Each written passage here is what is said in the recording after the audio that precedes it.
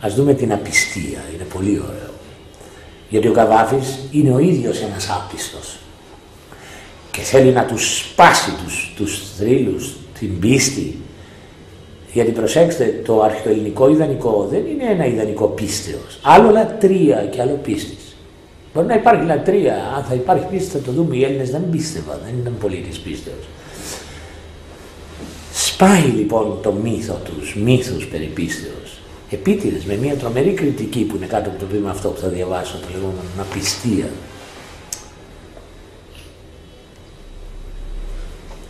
Η Θέτης και ο Πηλεύς είναι ο πατέρας και η μητέρα του Αχιλλέα.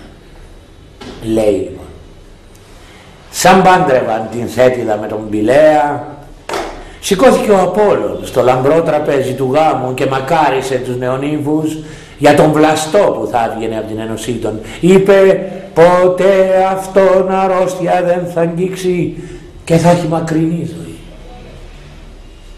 Αυτά σαν είπε, η Θέτης χάρηκε πολύ, γιατί τα λόγια του Απόλλωνος που γνώριζε από προφητείες την φάνηκαν εγγύησεις για το παιδί της.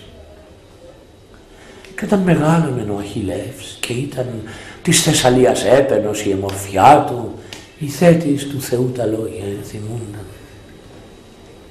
Αλλά μια μέρα ήρθαν γέροι με ειδήσεις και είπαν το σκοτωμό του Αχιλλέου στην Τρία. Και η Θέτης ξέσχιζε τα πορφυρά της ρούχα και έβγαζε από πάνω της και ξεπετούσε στο χώμα τα βραχιόλια και τα δαχτυλίδια και μες στον οδυρμό της τα παλιά θυμήθη και ρώτησε, τι έκαμνε ο σοφός Απόλλων, πού γύριζε ο ποιητής που στα τραπέζια έξοχα ομιλεί, πού γύριζε ο προφήτης όταν τον ιό της σκότωναν στα πρώτα νιάτα. Και οι γέροι την απήντησαν πως ο Απόλλων αυτός ο ίδιος εκατέβηκε στην Τρία και με τους Τρώας σκότωσε τον Αχιλλέα. Προσέξτε, δεν είναι μόνο γιατί θέλει να σπάσει τους μύθους. Θέλει να υποβάλει αυτό το τραγικό της ζωής.